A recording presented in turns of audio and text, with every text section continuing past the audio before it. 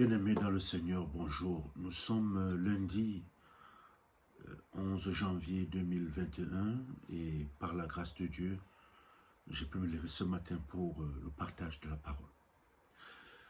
Ce matin, nous sommes dans l'Ancien Testament, dans le livre de la Genèse, au chapitre 32, le verset 28, qui dit ceci. Il dit encore, « Ton nom ne sera plus Jacob, mais tu seras appelé Israël, car tu as lutté avec Dieu et avec les hommes, et tu as été vainqueur. » Chers frères et sœurs en Christ, pour notre vie, Dieu a un plan qui doit s'accomplir. Nous sommes parfois étonnés qu'il y ait des luttes en nous, mais s'il y a des luttes en nous, bien-aimés dans le Seigneur, c'est que il y a un combat entre la chair, n'est-ce pas, et l'onction divine. La chair peut montrer beaucoup de zèle, beaucoup de piété. Nous voulons, mais l'onction sainte ne repose pas sur notre zèle et notre piété comme nous le ressentons de façon charnelle. Dieu voit les cœurs de ceux qui sont désireux de le servir. Il voit la complexité des situations dans lesquelles ceux qui veulent être à son service vivent. Il voit les combats dans lesquels se débattent ses enfants. Il voit les fausses conceptions, n'est-ce pas, dont ils sont victimes dans la vie chrétienne.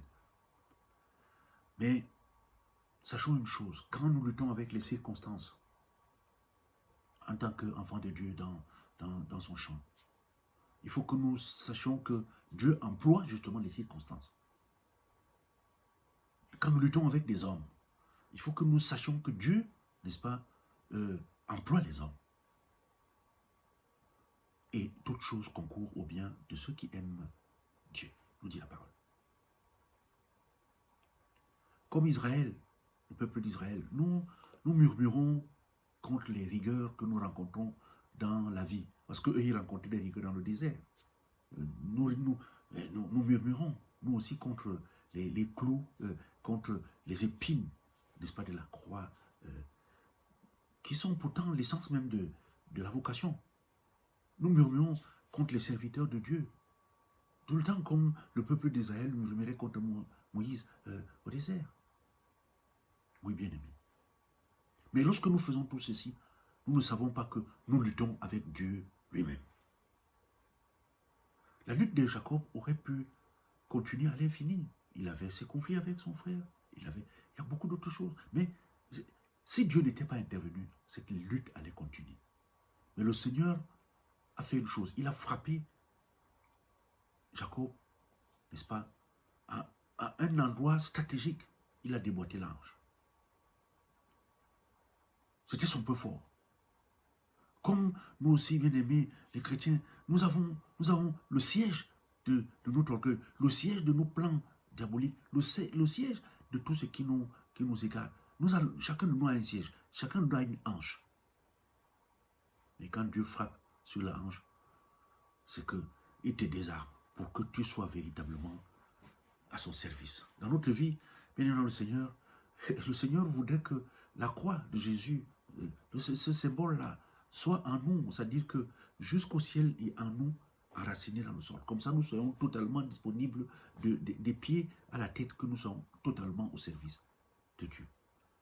Et quand nous serons totalement au service de Dieu, bien aimés dans le Seigneur, les circonstances et les hommes ne seront plus des obstacles, parce qu'on ne va plus les voir comme des choses qui sont des adversaires. Mais nous allons comprendre que ce sont des éléments que Dieu, n'est-ce pas, emploie pour nous délivrer nous-mêmes. Lorsque nous serons comme Jacob, lorsque nous aurons vu Dieu face à face, c'est à ce moment-là que nous serons délivrés dans notre âme. Et nous prendrons conscience que nous nous sommes trompés pendant très longtemps. Nous étions sous quelque chose, nous croyons que c'était Dieu, alors que ce n'était pas Dieu. Bien-aimés dans le Seigneur, le thème de notre partage de ce matin est le suivant. C'est Dieu qui mettra un terme à tes combats. C'est Dieu qui mettra un terme à tes combats. Amen. Seigneur notre Dieu, merci pour ta parole et merci pour cette journée de vie.